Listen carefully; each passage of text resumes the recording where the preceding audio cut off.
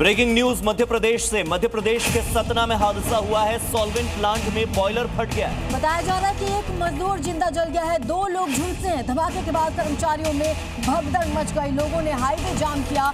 घायलों को किसी तरह अस्पताल पहुंचाया गया है, जहां पर उनका इलाज चल रहा है। तो फिलहाल जिला अस्पताल में घायलों का इलाज चल रहा है। एक मजदूर की जिंदा जलने की वजह से हालत काफी गंभीर है और 2 ऐसे मजदूर हैं जो कि अस्पताल में भर्ती हैं।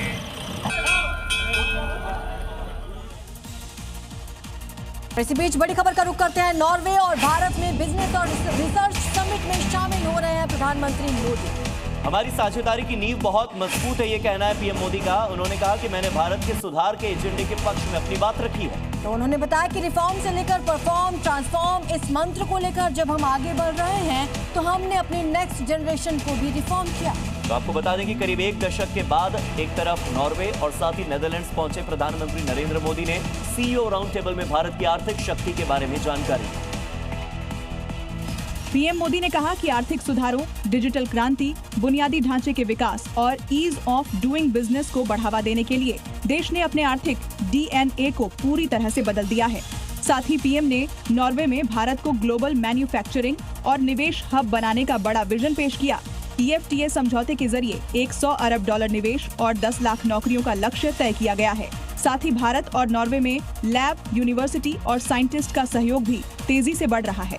इसके साथ ही मोदी ने कहा कि भारत सरकार रिफॉर्म, परफॉर्म और ट्रांसफॉर्म मंत्र के साथ काम कर रही है। नॉर्वे से इटली जाएंगे प्रधानमंत्री नरेंद्र मोदी और आज इटली पहुंचेंगे पीएम मोदी। 2 दिन की यात्रा पर रोम पहुंचेंगे पीएम मोदी। इटली की प्रधानमंत्री जॉर्जिया मेलोनी के साथ प्रधानमंत्री मोदी द्विपक्षीय वार्ता करेंगे। व्यापार और निवेश को लेकर भी बातचीत होनी है। कई मुद्दों पर यह द्विपक्षीय वार्ता रहेगी। इससे पहले साल 2023 में प्रधानमंत्री मेलोनी ने भारत का दौरा किया था और पीएम मोदी की इटली आने का निमंत्रण दिया था। India Europe free trade agreement होने के बाद पहली बार पीएम मोदी इटली पहुंचेंगे, जहां दोनों देशों के नेता संयुक्त रणनीतिक कार्य योजना 2025 से 2029 की भी समीक्षा करेंगे और संबंधों को नई ऊर्जा देंगे। ये 5 साल की कार्य योजना द्विपक्षीय व्यापार, निवेश, रक्षा, स्वच्छ ऊर्जा और तकनीक के क्षेत्र में सहयोग बढ़ाने का एक व्यापक रोड मैप है। भोपाल के ट्विशा शर्मा केस में बड़ा खुलासा हुआ है। भोपाल पुलिस के हाथ लगा है एक बहुत ही महत्वपूर्ण सीसीटीवी वीडियो। इस वीडियो में छत पर अकेले जाती दिखी है ट्विशा शर्मा। 3 लोग ट्विशा को सीढ़ी पर CPR देते भी दिखे हैं और तीनों ने फिर उसे सीढ़ियों से नीचे उतारा। तो आपको बता दें कि 10 मई का ये सीसीटीवी वीडियो बताया जा रहा है। ट्विशा को टांग कर सीढ़ियों से नीचे लाते दिखे हैं 3 लोग। क्योंकि ससुराल पक्ष इसे सुसाइड बता रहा है, लेकिन ट्विशा के इंस्टाग्राम चैट कुछ और ही इशारा कर रही है।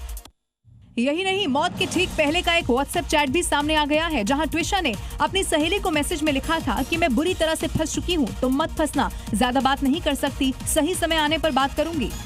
आज ट्विशा की मौत को 7 दिन हो चुके हैं, लेकिन एक बेबस परिवार अपनी बेटी की लाश को भोपाल एम्स के शवगृह में छोड़ सड़कों पर न्याय की लड़ाई लड़ने को मजबूर है।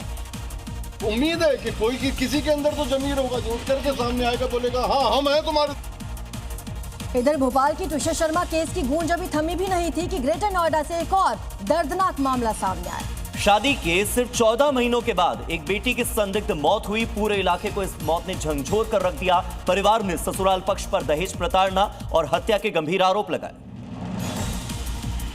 क्योंकि दहेज के लालच की भेंट एक और बेटी चढ़ गई। ग्रेटर नोएडा के जलपुरा की रहने वाली दीपिका नागर की मौत ने पूरे परिवार को झकझोर कर रख दिया। दीपिका के पिता का कहना है कि उन्होंने अपनी हैसियत से बढ़कर शादी की थी, लेकिन कुछ समय के बाद ही ससुराल पक्ष ने और दहेज की मांग शुरू कर दी। फिलहाल पुलिस ने इस मामले में पति ससुर को गिरफ्तार कर लिया है, लेकिन सवाल ये है कि कड़े कानून, सख्त दावों के बावजूद भी बेटियां दहेज के लालच में अपनी जान गंवा रही हैं। तो फिर सवाल यही है कि आखिर कब थमेगा बेटियों की मौत का ये सिलसिला।